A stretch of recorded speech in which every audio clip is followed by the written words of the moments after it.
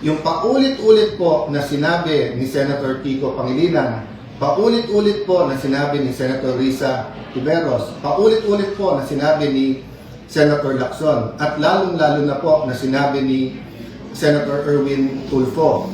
Hindi lang po sa sessionola, sa media, at hindi lang Tuesday, even the days after, they kept on saying, bakit walang debate? Bakit hindi nila pwedeng pag-usapan yung side nila? Wala pa nga ho tayo dun eh.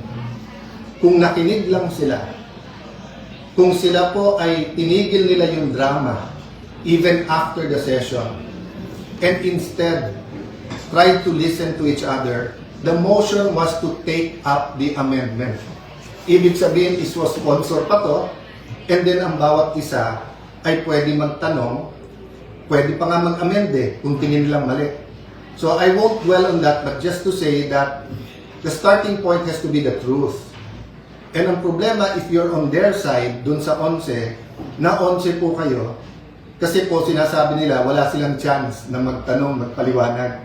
Wala pa nga ho dun eh, meron chance. So sabi nila, tyranny of the majority. Hindi po, tyranny Tulfo to, tyranny Lacson, tyranny Pangilinan, tyranny Ontiveros.